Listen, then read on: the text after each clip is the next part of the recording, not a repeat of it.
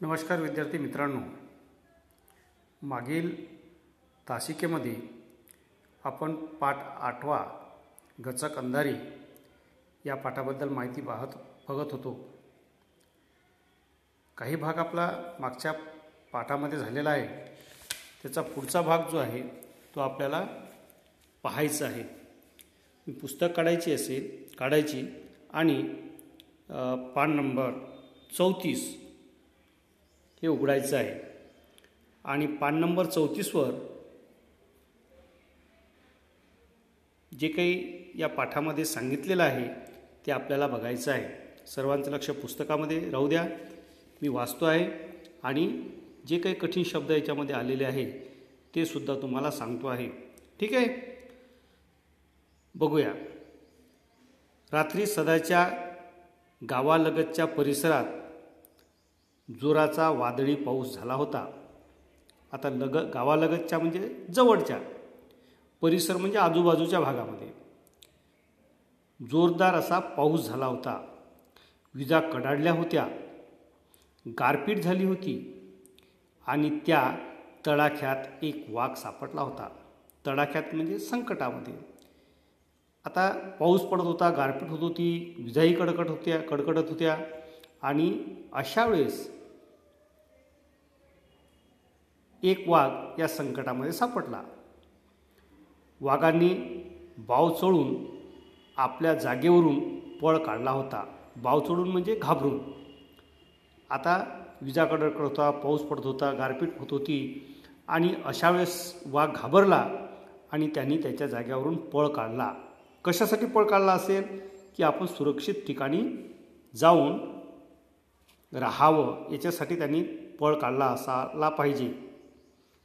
आसरा शोधत तो सदाच्या गावात येऊन धडकला होता। आसरा म्हणजे निवारा, राहण्याचं जे काही घर असते त्याला निवारा असं म्हणतात, आसरा असं म्हणतात।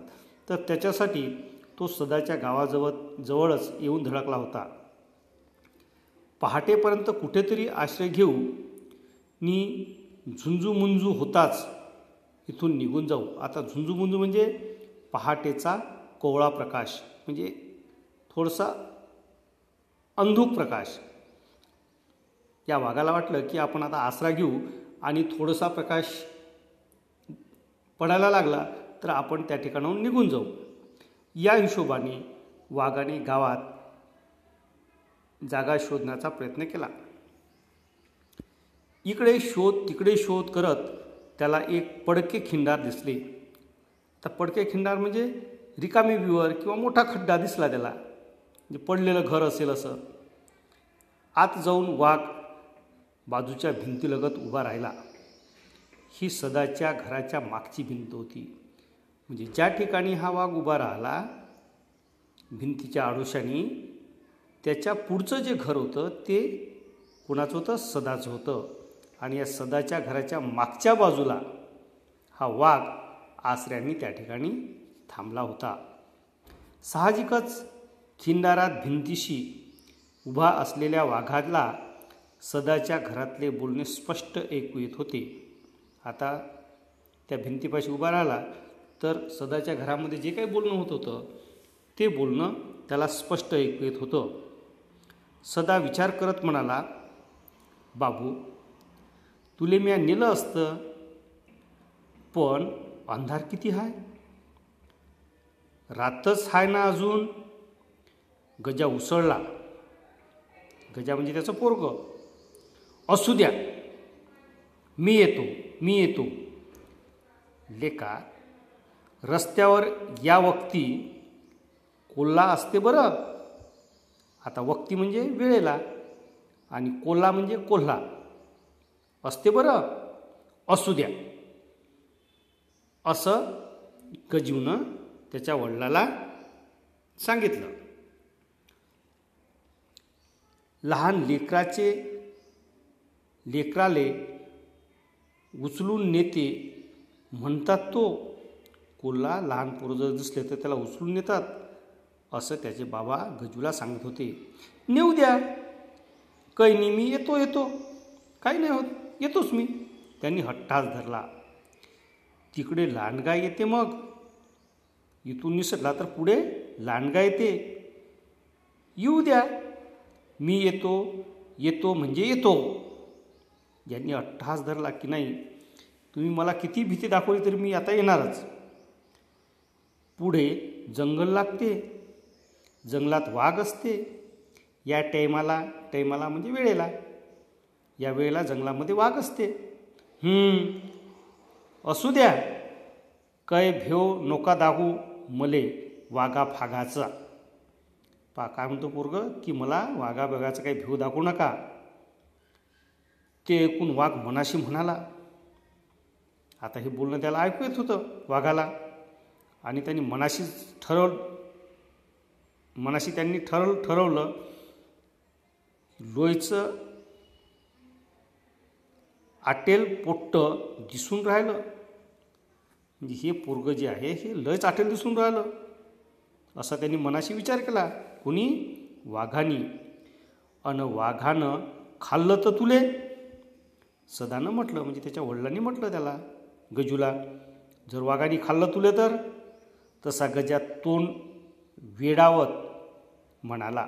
वेडावत म्हणजे चिडून, तोंड वाकडं तिकडं करून म्हणाला, मले खाल्लं तर तो काय तुम्हाला सोडणार आहे काय? काय म्हणाला तो? मला जर खाल्लं त्यानं तर मग तुम्हाला सोडणार आहे का? तुम्हाला बी खाईल. काही नाही, मले माहीत आहे, तुम्ही काही सांगू नका, मला माहीत आहे असं काही होणार नाही. मी येऊ नये म्हणून तुम्ही मला भेव दाखवून राहिले. मी येऊ नये म्हणून तुम्ही मला भेव दाखवून राहिले, असं गजू सदाला म्हणाला, म्हणजे त्यांच्या वडिलाला म्हणाला. सदाने विचार केला, डोळे मोठे करून म्हणाला, या वक्ती जंगलात कधी ना ते गचक अंधारी भेटली तर म्हणू नको मले. गजा गडबडला, म्हणजे घाबरला तो आता. गचक अंधारी असं गजूनं त्याच्या वडिलाला विचारलं. होय, गचक अंधारी. काय होय हे गचक अंधारी? मी तर अजून नाव ऐकलं नाही बाय गचक अंधारीचं. काय ही गचक अंधारी? असं गजूनं त्याच्या वडिलाला विचारलं. गचक अंधारी माहीत नाही तुले? लेका, गचक अंधारी वाघा सिंहालेही एका घासात खाते म्हणते. गचक अंधारी वाघा सिंहालेही एका घासात खाते म्हणतात. आपल्याला भेटली तर काही नाही भो. एवढं खतरनाक जनावर आहे तरी आहे काय? कोणतं खतरनाक? म्हणजे धोकादायक. एवढं धोकादायक जनावर कोणतं आहे खतरनाक? आता गजा हादरला म्हणजे खूप घाबरला. शहारून म्हणजे भीतीने घाबरला, आणि भीतीने तो आईजवळ पळाला आणि म्हणाला, मी नाही येत, मग जा तुम्हीच. सदाची युक्ती फळाला आली. सदानी जी युक्ती केली होती त्याला यश मिळालं. काय फळाला आली युक्ती? कारण त्याला मुलाला बाजारामध्ये न्यायचं नव्हतं, आणि या भीतीने सदाची युक्ती फळाला आली. वाघ मनातून भ्याला. वाघसुद्धा भेला, कारण वाघ त्याच्या मागेच होता भिंतीच्या, आणि त्यालासुद्धा हे ऐकू आलं होतं. कोणती गचक अंधारी होय बावा? आपल्याला भेटली तर काही नाही भो. थोडंसं दिसाले लागल्यावर चालले जाऊ इथून. वाघाला वाटलं की आता हे काही खरं नाही, आपल्याला थोडंसं दिसायला लागलं, थोडासा प्रकाश पडला की आपण या ठिकाणून निघून जाऊ, असं वाघाला वाटलं. वाघसुद्धा त्या गचक अंधारीला घाबरला याचा अर्थ. सदा लगबगीने घराबाहेर पडला. रात्रीच राहायला सोडलेला गाढव शोधू लागला. अद्याप गुडूप अंधार होता, म्हणजे अजूनही खूप अंधार होता, काळोख होता. ही गल्ली बघ, हा उकिरडा बघ, तो बघ, असं सगळीकडे फिरत अखेरीस त्यांच्या घरामागच्या खिंडाराजवळ आला. तो फिरत शेवटी आपल्या मागच्या खिंडाराजवळ आला. भिंतीशी वाघ उभा होता. दुरून त्यांची अस्पष्टशी आकृती दिसताच सदा स्वतःशी उद्गारला.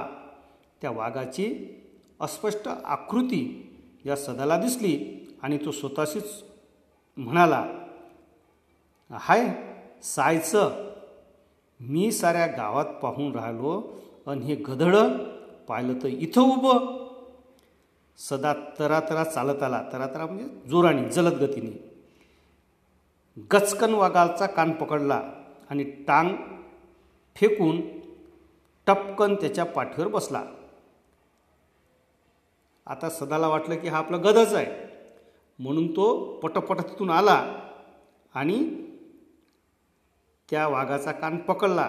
पटकन उडी मारून त्याच्यावर बसला. वाघ प्रचंड हादरला. आता वाघसुद्धा हादरला.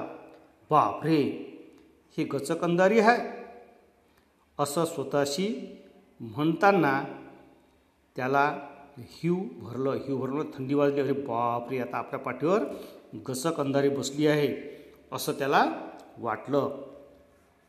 सदानं परदिशी म्हणजे धाडकन पायाच्या टाचा त्याच्या पोटावर हाणल्या म्हणजे मारल्या. गध्यावर बसल्यावर त्याच्या पोटाला पायाच्या टाचा मारत असतात, तसंच त्यांनी वाघावर बसला आणि पायाच्या टाचा त्यांनी त्याच्या पोटावर मारल्या. घाबरलेला वाघ आपल्या पाठीवरचा स्वार घेऊन निमूट चालता झाला आणि त्याच्या पाठीवर बसलेला हा सदा याला घेऊन निघाला तो तिथून. वाघाची चालण्याची गती पाहून सदांनी विचार केला, आता वाघ का हळूहळू चालत होता गाढवासारखा? नाही, त्याच वेळी चाल जोरात होती, वेगात होती. तर ही चाल पाहून सदांनी विचार केला, लोय जोराचं चालवून राहिलं गधडं.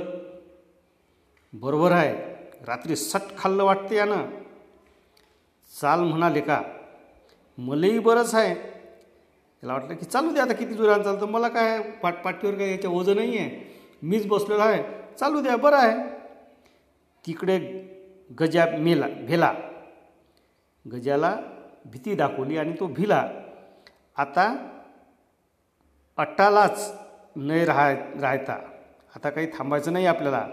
आता काय मस्त बाजारात जायचं अन भदाळं विकणं. आता बाजारात जायचं आणि भदाळं विकणं. भदाळं म्हणजे तो जो मातीचे भांडे बनवत होता ते विकायचं, असं त्यांनी ठरवलं.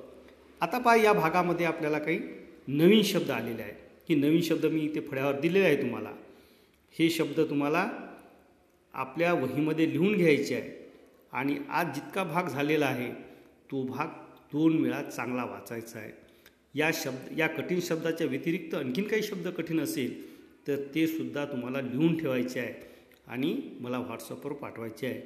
तर इतका भाग वाचून घ्यायचा आहे आणि वाचलेला भाग हा भाग वाचल्यानंतर हे शब्दसुद्धा तुम्हाला पाठ करायचे आहे. ठीक आहे, याच्या पुढचा भाग आपण पुढच्या तासिकेमध्ये घेणार आहोत.